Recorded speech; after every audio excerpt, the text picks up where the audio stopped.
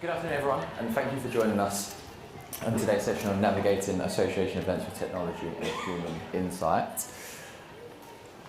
As we all know, associations face a number of challenges at the moment: tight budgets, manual processes, and kind of doing a lot more with a lot less.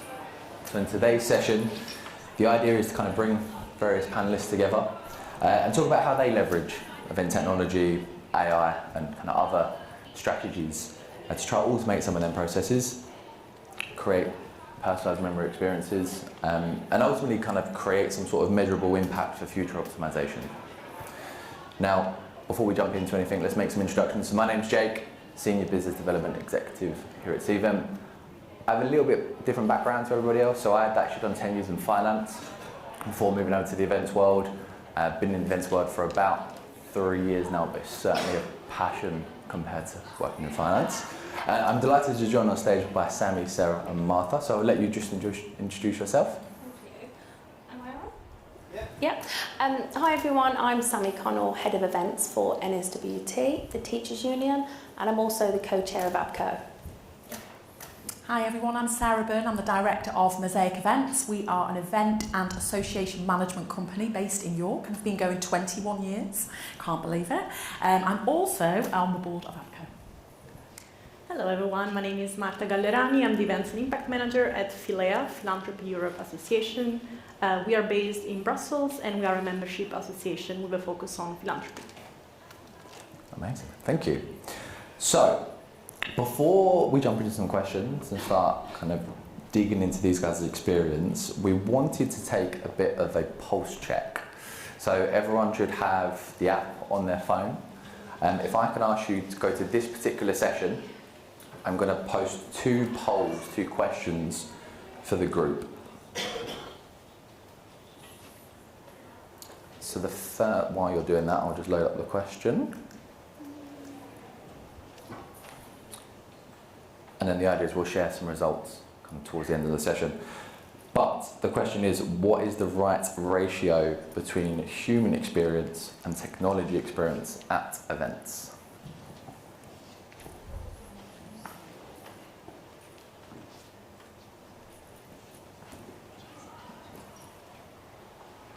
Okay, we've got some good responses coming in.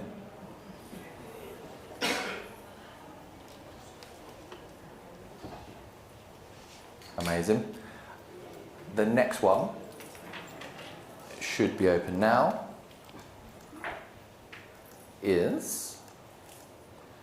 What is your current feeling about how AI will impact your employability? So we have AI will take over my job, AI will help me with my job, or somebody who knows AI better than me will eventually replace me. Very topical at the moment.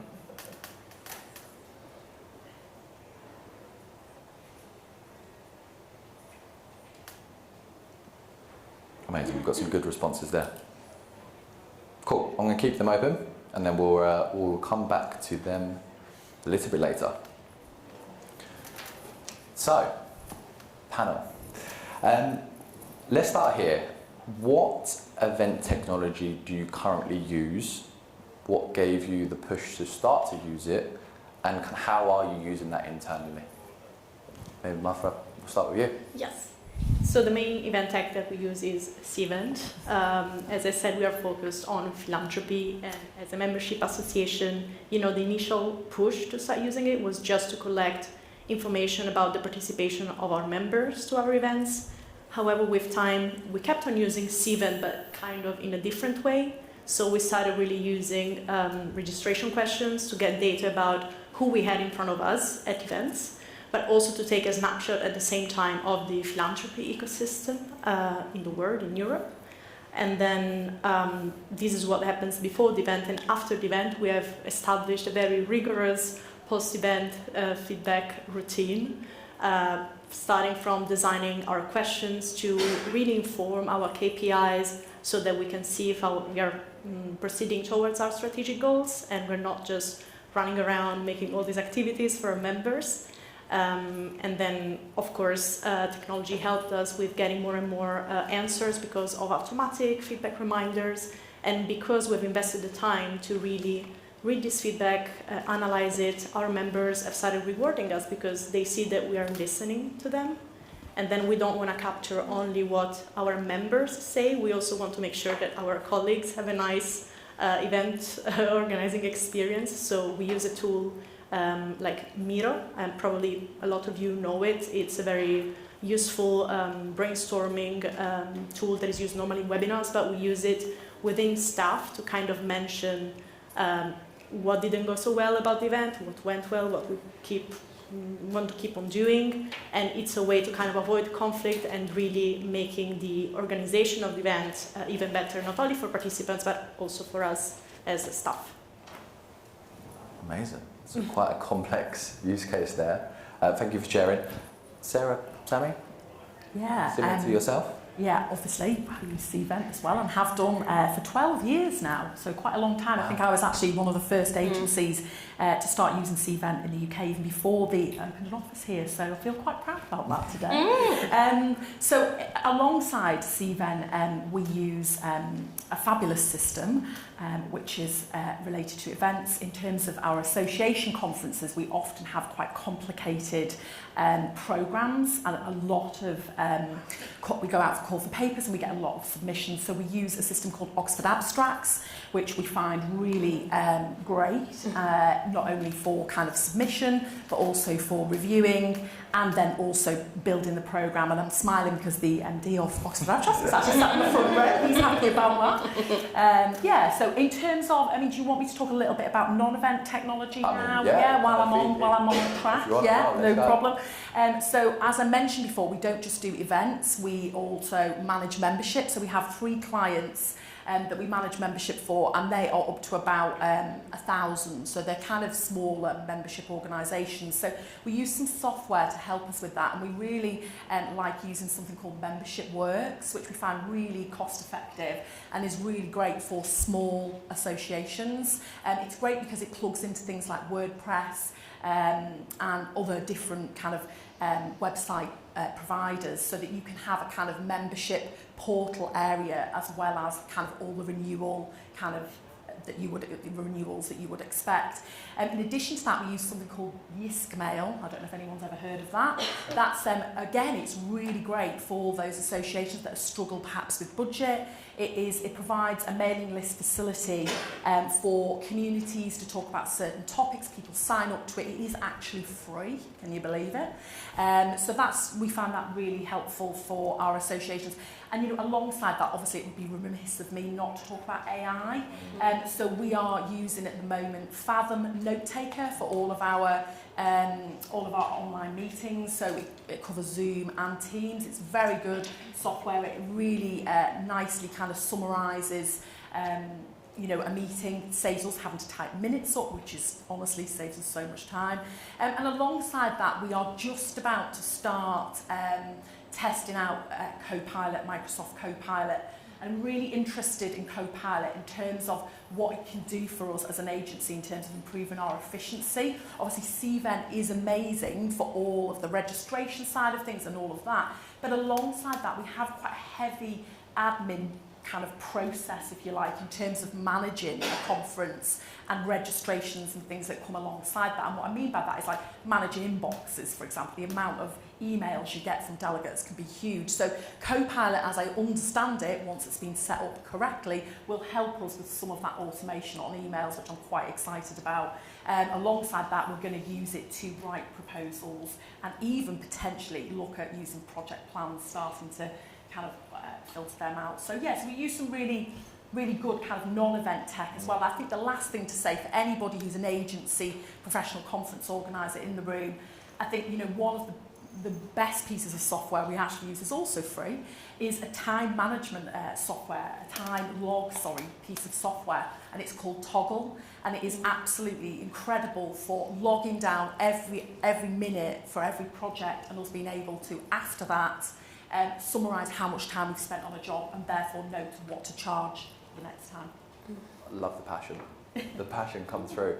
And you actually introduced me to the note-taking technology myself, and even I was like, okay, it's pretty impressive. And so thanks for sharing. And I suppose to the rest of the panel, is there anything that you use outside of the Cvent world that you currently have in your tech stack? I think for us, we're a membership organisation, so we're at the caveat that we have membership is at the core, and it's the lifeblood of our organisation. 98% of our income comes from membership. We've got 270,000 members, so our membership system is very sophisticated, and it will go right down to like school disputes and all sorts.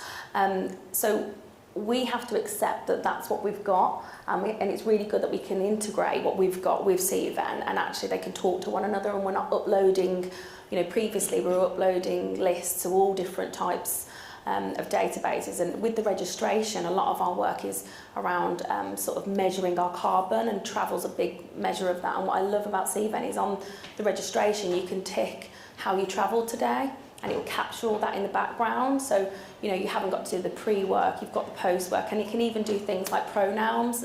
And as an organisation that's rooted in equality, actually having the option for delegates to choose their pronoun on their badge, all of that talks to each other. I think that's why we've invested for the number of years that we have. It's because it talks to one another. Imagine if I said it didn't. But it does, it talks to one another, and it just makes our job a lot easier. And also, what it's like when someone cancels, remembering to cancel them off every list, or someone else books, remembering to add them onto every list. That doesn't happen anymore. No, it's good to hear. It sounds like you've kind of got the system that you use internally, and there's kind of add-ons that you try to wrap around it, which is fantastic. So let's change things up a little bit, and let's talk about how you balance technology with the human touch. So obviously we've talked a lot about AI, we talk about a lot of people, and there's been a Q&A about AI taking over. There has to be a balance somewhere. So maybe. Yeah, sure. So I think this is a really topical issue. My view is let the tech do the tech and the humans be the humans. For us, we've really embraced tech, but not with a view that it's going to take over, but actually it's going to release creative time. A lot of associations have very small but mighty teams, and actually we don't have a lot of time to think of things like legacy, things that we want to do that's not in the day-to-day. So, for example, we do have registration all automated, but we actually have humans there welcoming someone, because that's their first interaction. I really hate going to shows when it's checking yourself and there's no one there to welcome you, there's no one there to actually answer your questions.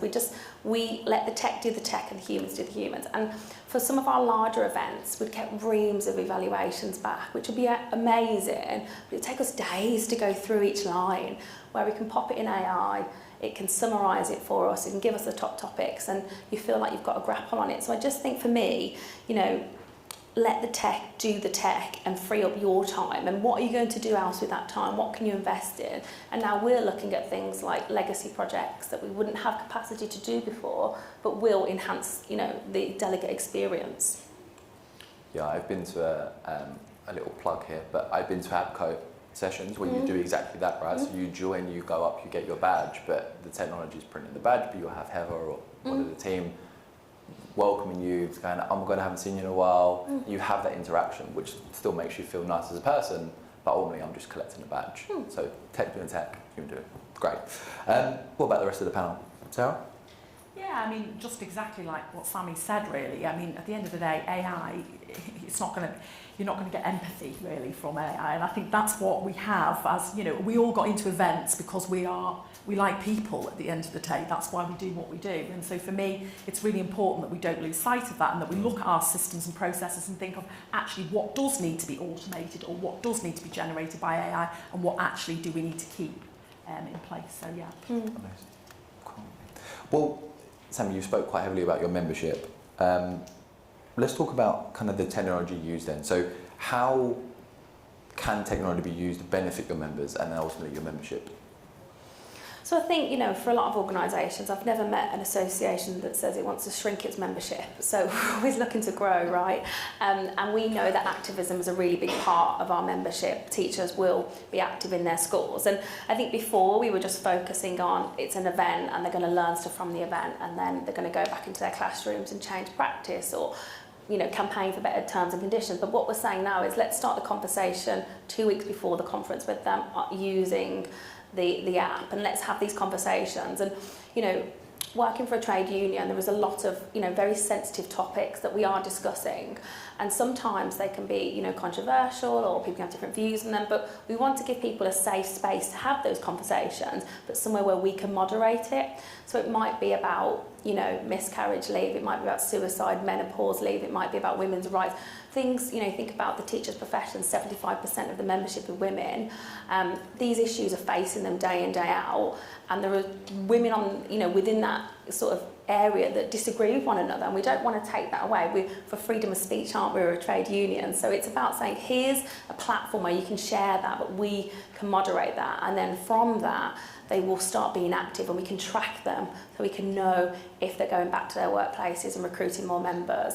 And I guess what we saw a lot of is, it is an organising tool, and we were really heavy on our paper. We'd print absolutely everything and stuff the bags with everything, and we don't have any of that anymore. And a teacher will be in a classroom, perhaps with the head teacher, having a really difficult conversation, and it can say, 1 minute, I went to an equalities conference, they talked about this new legislation, here it is. There's no more of scrambling through emails, looking on websites. We kind of really keep pushing that. And somebody asked me the other day, how do you get such a good success rate? Is I won't send anything out. Kaylee, my colleague's here, and we literally say, it's on the app.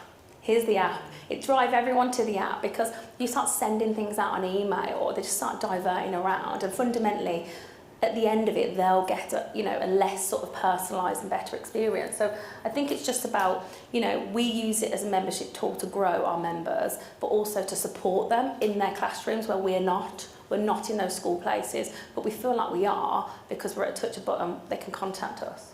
Amazing. And now, Martha, your obviously membership is very different.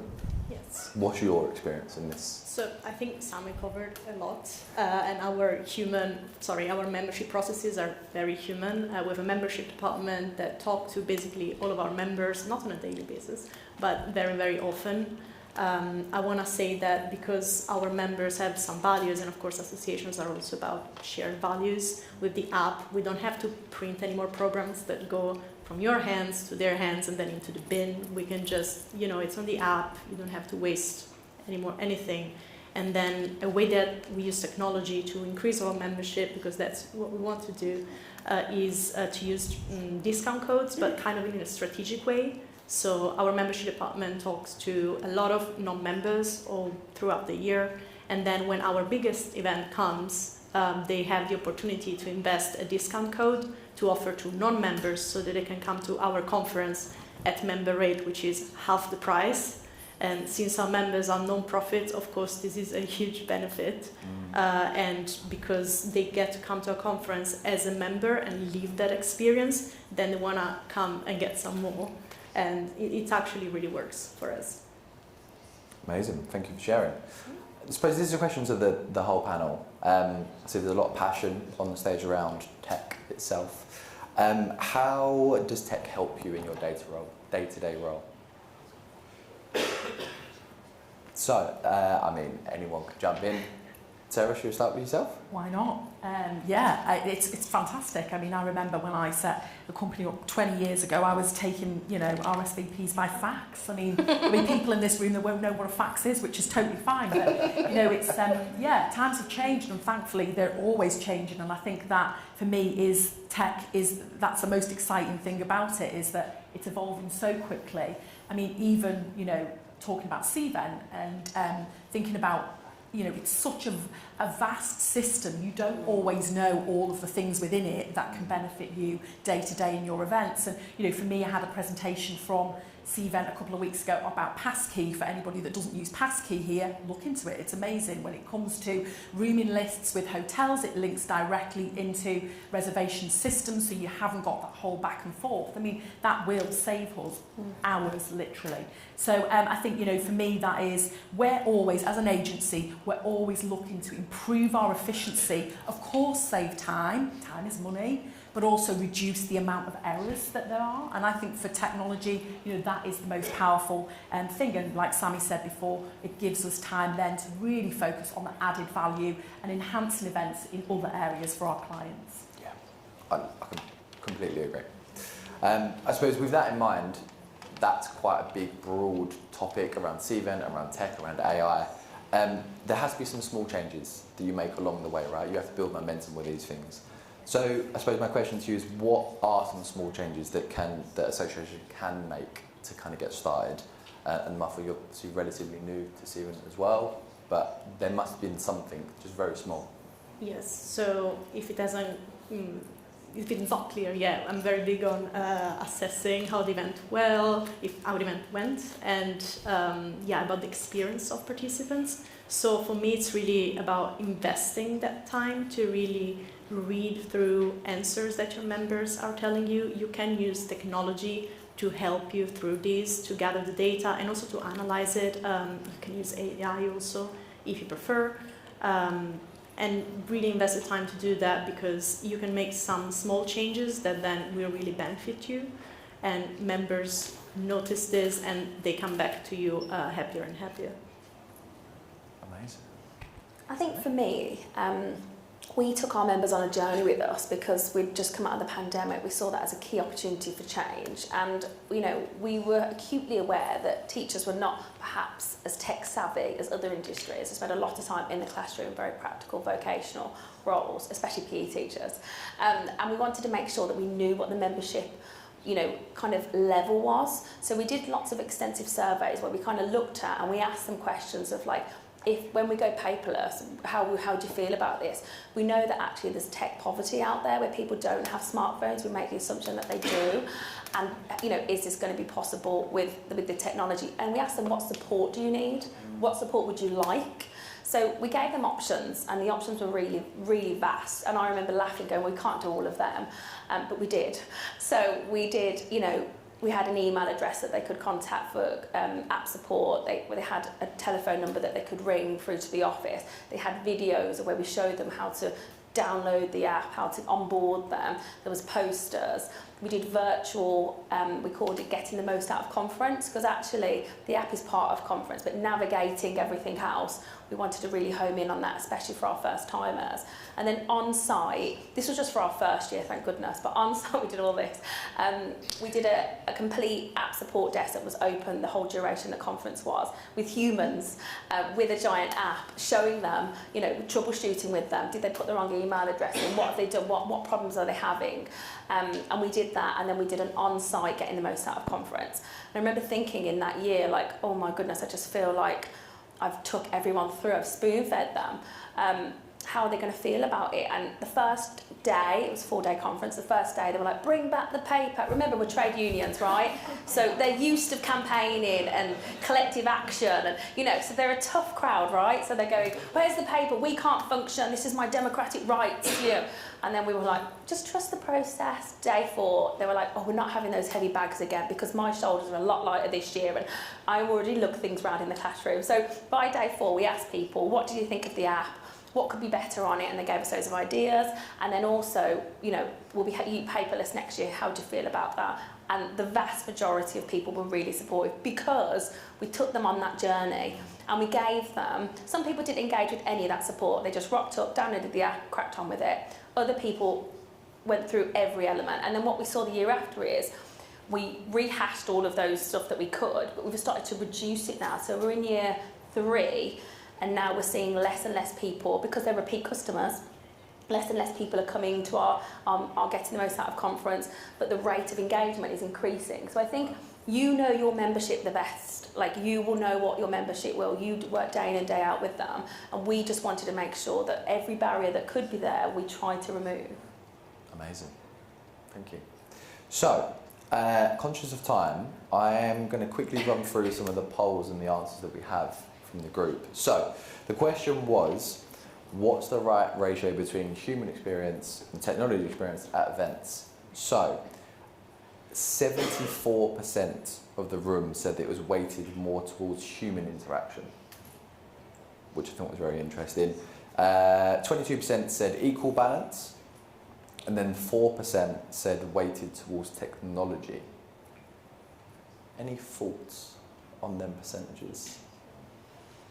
I think it just depends on what digital journey you're on. And I think it also depends, and I don't use the app for every event. We do 64 events in the calendar year. We don't use it for every single event that we do, because sometimes the amount of effort it takes to get us to that stage is not worth it the sort of resources that we give. So sometimes it is okay just to send an email with all your attachments, like, you know, but then I do get the email saying, why is this not on the app? I'm like, oh, so you can't win. But I think for me, that it has to be a blend. I'm very much 50-50. Has to be a blend. Let the tech take away the admin and you focus on the creative stuff. And also, you know, you're allowing yourself the freedom to sort of be very creative in sessions. Sessions, the days of just PowerPoints are over. You can do polls. We used to have to bring, I don't know if you remember, but you used to bring those handhelds in and you'd all click like you were on. Who Wants to Be a Millionaire? Yeah, you know, and all of that used to have to, where now it's just a click a button, you can change things. And if anything's out of date, you know, when it's on the app, you can just literally go in, change, refresh, and it's updated. And any clashes, any changes, anything that happens, gone are the days of how we're going to communicate it with everyone. We're going to have to do it on the tannoy system, we're going to have to email everyone. You know, actually, you just pop it on the app, do an announcement, and then, you know, people are aware. So I think it's got to be humans facilitating the tech, is my view. Yeah. Okay, let's move on to AI. This is quite interesting. So, the question was, what's your current feeling about how AI will impact your employability? 0% said that AI will take over my job, which is good to know. You're sure? 89% of people said AI will help me in my job. And then 11% said somebody who knows AI better than me will eventually take my job. And now I think, given the conversation that has been over the last 12 months, I think that's very surprising. I think there was a lot of initial going, AI is going to take over, that's it, I'm going to be obsolete. Whereas I think now starting to embrace it, maybe take things on. I mean, Sarah, clearly you're an advocate of AI in your role, but now you know how to use it, it's helping you do your job. And it's great to see. Any thoughts? Yeah, I mean, I think with AI at the moment, I feel like we're just only at the kind of beginning of the process. And for an agency like mine, I employ 6 people, it's not a big agency. You know, it's like having the time to set aside to look at it and see actually how that can benefit you. Because obviously you can spend a lot of time looking at something, implementing it, and then realising actually it's not going to work. And with AI, I think one of the biggest things I've learned is looking at the parameters of that for your organisation. So I mentioned the co-pilot thing. You know, I've got quite a bit of work to do around setting that up and making sure that we set it up correctly so that, for example, somebody can't ask AI what someone else's pay is, you know, within the team. So, you know, you've got to be, you've got to take the time to make sure that you're going to use it for the benefit of yourself. And I think we're just at the very beginning of it. It sounds like the people in the room are certainly embracing it as well, yeah. which is great to see. So, a couple of minutes left. I'm going to change things up a little bit. Some quick fire questions. We'll go down the line. Sammy, I'll start with you. If you'd given one option to walk on to a song today, what song would you choose? You don't need to sing it, unless you want to. What about if I wanted? I think it would be Whitney Houston, I Want to Dance With Somebody.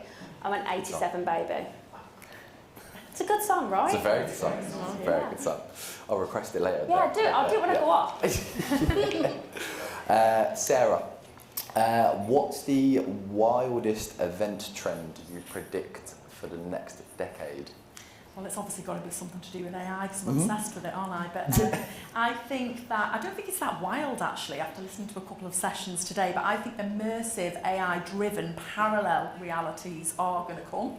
I think we're going to see experiences that are customised. So think kind of alternate worlds, VR, kind of holograms with, you know, interactive elements, but that are most importantly personalised to an individual's experience and particularly their interests. So it might be that we have conferences of the future that, you know, we have kind of more unique presentations depending on that particular audience segment. So yeah, that's my wish. It's possible. Yeah. Maybe. Martha, let's go to you. If association events were movies, what genre do you think it would fall into? So it would be a comedy, a feel-good comedy. Protagonist, probably a dynamic duo. Obviously drama.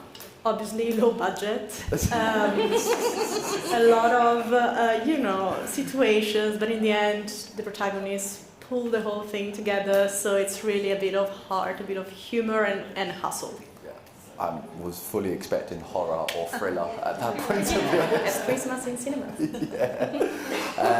One more, we've got a couple of seconds left. Sammy, let's go to you. If you could wave a magic wand and change something in the industry, what would you change? I think it would have to be government recognition of the industry. We were really let down in COVID with the forgotten industry, and I think I'd like to see government taking a bigger focus on that and see the impact that we have both, with the economy, employment, society, because we can't forget that, events change lives. There's no two ways about it, and I think I'd like to see that more in the policies that are creative. If I knew that was it was that easy, but I do love it. It was brilliant. So look, we are at time. Everyone's got access to the app. I will hold this as a holding screen. There is a survey on there. Please go and want to hear from you, want to see what your thoughts are, and we will constantly build out our association lens within season. But thank you for joining us, and thank you to Sammy, Sarah, and Martha. Great.